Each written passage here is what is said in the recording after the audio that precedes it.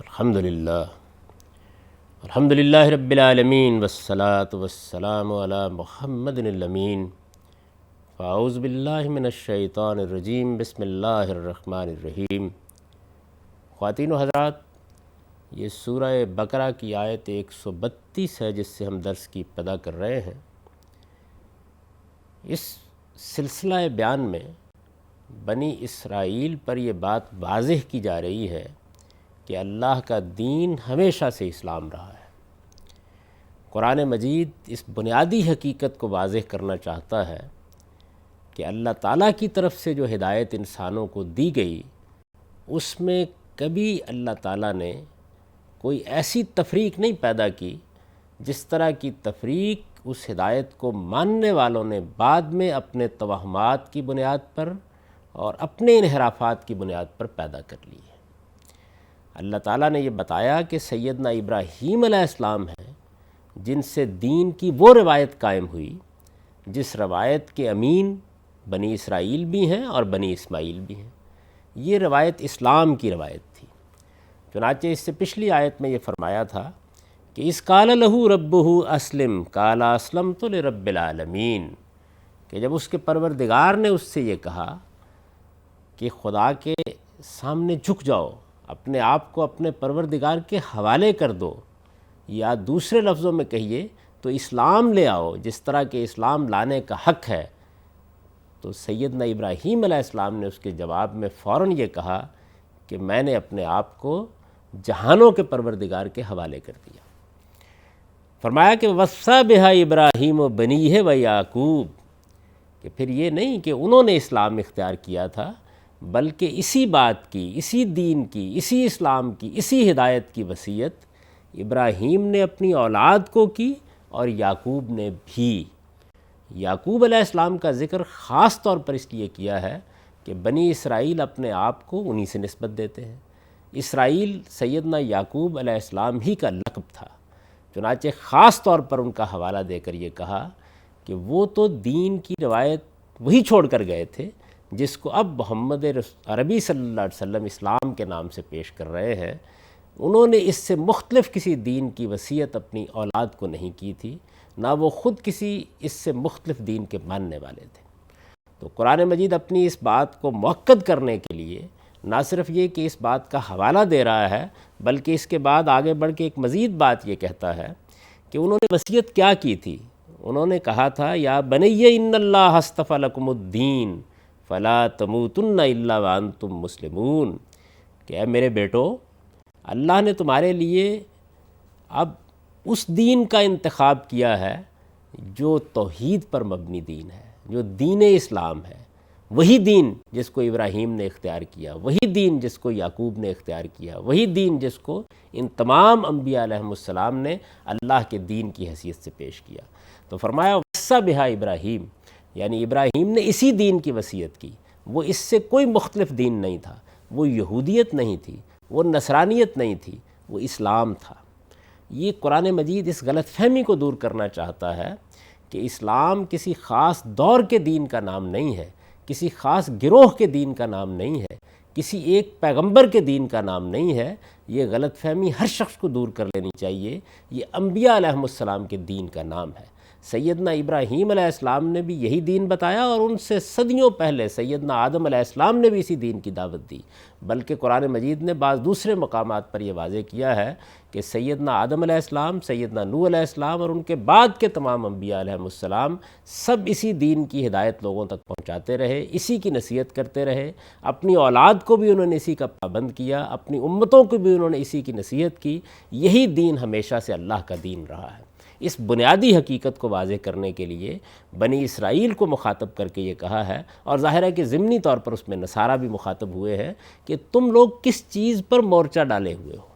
کس چیز کو اہمیت دے رہے ہو، کس چیز کے اوپر نبی صلی اللہ علیہ وسلم کی دعوت کا انکار کر رہے ہو۔ اللہ کا دین تو ہمیشہ سے ایک ہی رہا ہے، اور یہ سب نبیوں کا دین ہے۔ تو ارشاد فرمایا کہ اس موقع کے اوپر جب ابراہیم اپنی اولاد کو نصیحت کر رہے تھے، سیدنا ابراہیم علیہ السلام کی نصیحت کا ذکر تو بائبل میں نہیں ہے، لیکن سیدنا یعقوب کی نصیحت کا ذکر تالمود میں ہوا ہے۔ اور بہت مختصر طریقے سے وہاں کم و بیش یہی باتیں بیان کی گئی ہیں، اگرچہ اس میں بعض دوسری چیزیں بھی ہیں جن کو قرآن نے یہاں موضوع نہیں بنایا اور بعض چیزوں کی بہت عمدہ وضاحت کر دی ہے۔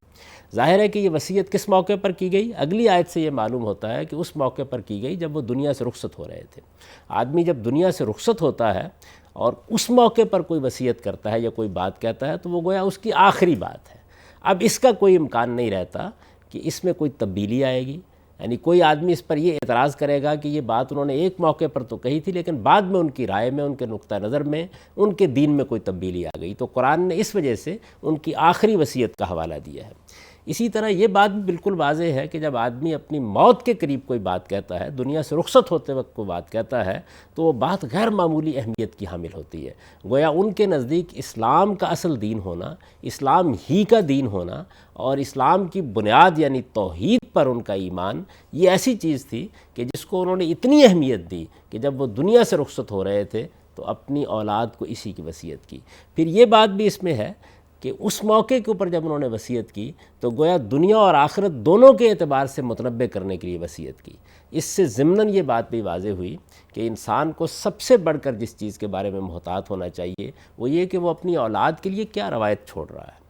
اللہ کا دین، اللہ کی ہدایت، اللہ کی توحید، اللہ کا پیغام، یہ اگر اس کے سینے میں موجود ہے تو پھر سب سے بڑھ کر اس کی اولاد اور اس کے گھر والے ہی اس کے مستحق ہیں کہ وہ یہ پیغام ان کو پہنچا دے۔ اور اس کا بہترین موقع وہی ہوتا ہے جب آدمی دنیا سے رخصت ہو رہا ہوتا ہے، اس لیے کہ اگر فی الواقع اولاد بات سننے والی ہے اور وہ اپنے باپ کی روایات کا اہتمام کے ساتھ یاد رکھنے والی ہے تو ظاہر ہے کہ وہ اس وصیت کو بڑی اہمیت دے گی جو دنیا سے رخصت ہوتے وقت کی گئی ہے۔ تو قرآن نے خاص طور پر اس کا اشارہ کیا اور یہ بتایا کہ اسی دین کی وصیت ابراہیم نے اپنی اولاد کو کی، اسی دین کی وصیت یعقوب نے اپنی اولاد کو کی، اور یہ بات یاد رکھو کہ انہوں نے خاص طور پر یہ کہا تھا کہ ان اللہ اصطفی لکم الدین، اللہ نے یہی دین تمہارے لیے منتخب کیا ہے، یعنی میرا دین اور تمہارا دین الگ الگ نہیں ہوگا۔ ہم جس دین کے علمبردار رہے وہ بھی اسلام تھا، اور ہم تمہیں جس دین کی وصیت کر رہے ہیں وہ بھی اسلام ہے، اور یہ اللہ کا انتخاب کیا ہوا دین ہے۔ چنانچہ انہوں نے یہ کہا تھا کہ فَلَا تَمُوتُنَّ إِلَّا وَأَنْتُم مُسْلِمُونَ،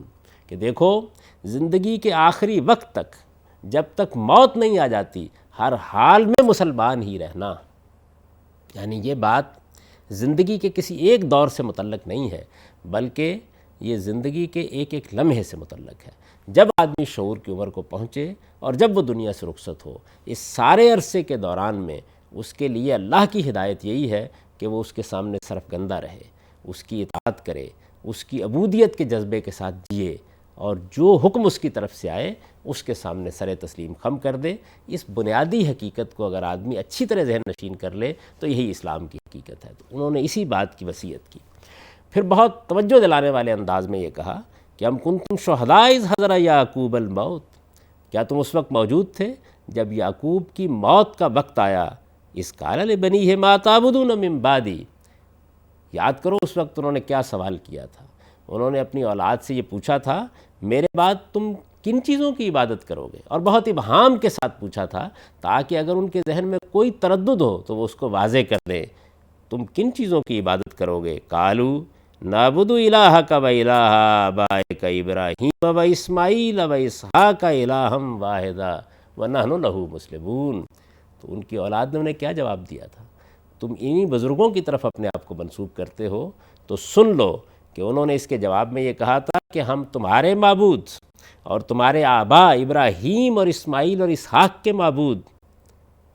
یہی پیغمبر ہیں جن کی طرف بنی اسرائیل اپنے آپ کو منسوب کرتے ہیں۔ ان سب کا نام لے کے انہوں نے کہا تھا ہم ان کے معبود، ایک ہی معبود کی عبادت کریں گے، یعنی وہی اللہ پروردگار عالم، وہی زمین و آسمان کا خالق، ہم اسی کی بندگی کریں گے، اسی کی عبادت کریں گے۔ وَنَحْنُ لَهُ مُسْلِمُونَ، اور ہم اسی کے فرما بردار ہیں۔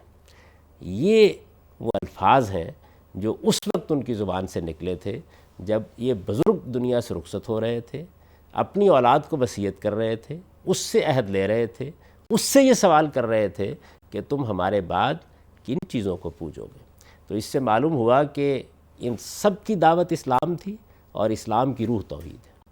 تو اس طرح گویا قرآن مجید نے یہ بات بالکل واضح کر دی کہ اگر تم یہ سمجھتے ہو کہ تم اسلام کے علمبردار نہیں ہو اور تم نے اپنی طرف سے کوئی دین اختیار کر لیا ہے اور اب تم اس کی دعوت دنیا کو دے رہے ہو، تو یہ ابراہیم کی ملت سے انحراف ہے، یہ تمہارے آبا کے دین سے انحراف ہے۔ تمہارے آبا نے تو اسی اسلام کو اپنا دین قرار دیا، اسی کی لوگوں کو نصیحت کی اور اپنی اولاد سے اسی کا عہد لیا، اور ان کی اولاد کو بھی اس معاملے میں کوئی ابہام نہیں تھا۔ اور یہاں ظاہر ہے کہ خاص طور پر سیدنا ابراہیم کی وصیت میں بنی اسماعیل بھی شامل ہیں، تو گویا بنی اسرائیل نے اور بنی اسماعیل نے دونوں نے اپنے بزرگوں سے یہ وعدہ کیا تھا کہ وہ توحید پر قائم رہیں گے۔ اب خاتمے کے طور پر ارشاد فرمایا تلک امۃ قد خلت لہا ما کسبت ولکم ما کسبتم، کہ وہ ایک گروہ تھا جو گزر گیا، ان کے لیے وہ ہے جو انہوں نے کمایا اور تمہارے لیے وہ ہے جو تم کماؤ گے۔ ولا تسألون عما كانوا يعملون، اور جو وہ کرتے تھے اس کے بارے میں تم سے کوئی سوال نہیں کیا جائے گا۔ یعنی یہ بات بھی واضح کر دی کہ دعوت کی بات کرتے ہو تو اسلام کی دعوت انہوں نے دی، دین کی بات کرتے ہو تو ان کا دین توحید تھا، وہ اپنے آپ کو مسلمان کہتے تھے، اس کے سوا کوئی نام انہوں نے اپنے لیے پسند نہیں کیا۔ اور اگر یہ سمجھتے ہو کہ ان کے اعمال اس کے باوجود کہ تم ان کے دین کے پیرو نہیں رہے تمہارے کام آ جائیں گے، تو یہ تمہارے کام نہیں آئیں گے، اور انہوں نے اگر کوئی کام کیا ہے تو تم سے اس کے بارے میں سوال نہیں ہوگا، اور اگر تم کوئی کام کرتے ہو تو ان سے اس کے بارے میں نہیں پوچھا جائے گا۔ گویا یہ کوئی موروثی چیز نہیں ہے، اس میں اگر کوئی چیز اپنانی ہے تو وہ دین ہے، وہ ہدایت ہے، وہ دعوت ہے، وہ انبیاء علیہم السلام کا پیغام ہے۔ اس وجہ سے اگر یہ خیال کرتے ہو کہ ان کے ساتھ نسبت کی بنیاد پر اللہ تعالیٰ تمہارے ساتھ عفو و درگزر کا معاملہ کرے گا، تمہیں کوئی رعایت ملے گی، تو اپنی یہ غلط فہمی دور کر لو، اس کا کوئی امکان نہیں ہے۔ اب ان آیات کا سادہ ترجمہ سن لیجئے۔ ارشاد فرمایا ہے اور اسی دین کی وصیت ابراہیم نے اپنے بیٹوں کو کی تھی اور اسی کی نصیحت یعقوب نے کی تھی۔ اس نے کہا تھا کہ میرے بچوں، اللہ نے یہی دین تمہارے لیے منتخب فرمایا ہے، اس لیے اب موت کے وقت تک تمہیں ہر حال میں مسلمان ہی رہنا ہے۔ پھر کیا تم اس وقت موجود تھے جب یعقوب اس دنیا سے رخصت ہو رہا تھا، اس وقت جب اس نے اپنے بیٹوں سے پوچھا تم میرے بعد کس کی پرستش کرو گے؟ انہوں نے جواب دیا ہم اسی ایک معبود کی پرستش کریں گے جو تیرا معبود ہے اور تیرے باپ دادوں ابراہیم، اسماعیل اور اسحاق کا معبود ہے، اور ہم اسی کے فرما بردار ہیں۔ یہ ایک گروہ تھا جو گزر گیا، ان کا ہے جو انہوں نے کیا اور تمہارا ہے جو تم نے کیا، تم سے یہ نہ پوچھا جائے گا کہ وہ کیا کرتے تھے۔ اقول قولی ھذا واستغفر اللہ لی ولکم ولسائر المؤمنین۔